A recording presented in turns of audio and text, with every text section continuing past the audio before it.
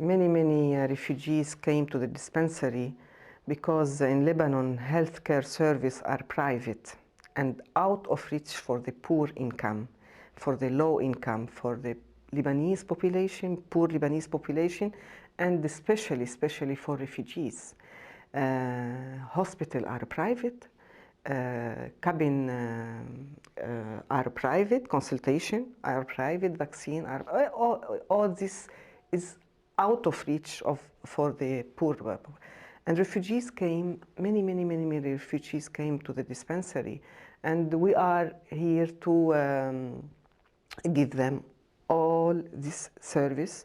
We give them consultation, medical consultation, vaccine, medication, and so on and so on. But we give them a lot of love. We try to give them a lot of love, a lot of compassion, and a lot of hearing. And as we are in this dispensary, we hear a lot of stories. Just before coming, I welcome Syrian refugees, a Syrian one from Khabur.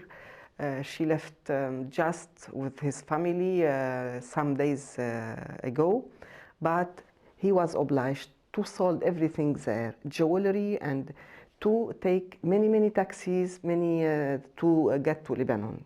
And he got Lebanon without anything, and he rented a house, a small room for his children. He came to the dispensary completely depressed and completely. I asked him, "How are you doing?" And he became cry, And for a man, cry in Orient man, it's a shame. We can't cry as a man in the Middle East. He said to me, "Sister, I am eating 1 meal per day because I'm saving money. I thought that tomorrow will get better, but things is getting worse and worse and worse.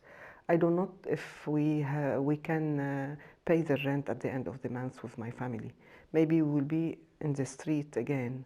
But because in Lebanon we don't have camps for refugees, they are in the street. If they can't rent a house, they are in the street directly, without any hope to find a job, without any hope to find what to eat tomorrow, even for the younger children. He said to me, "Sister, we had all things in we have a house, school for my children, a friend for my children, and now we have nothing at all. Nothing at all. Life became very hard for these refugees.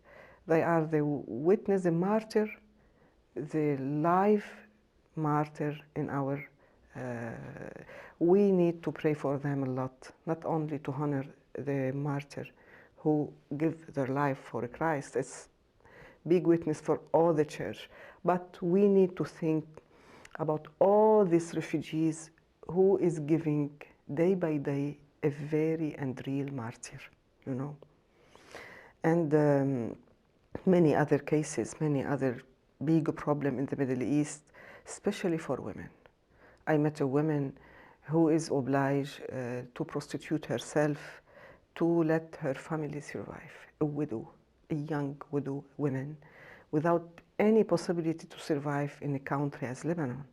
He is obliged to prostitute herself to give her children how to eat, shelter, and some the basic thing to survive.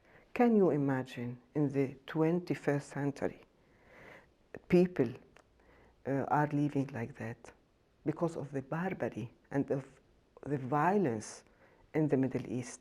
We need to stop that. It's enough. It's really enough. Many lives are destroyed forever, physically, but also psychologically.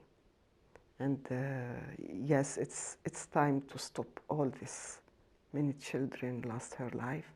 Many children are without any school from 4 years now.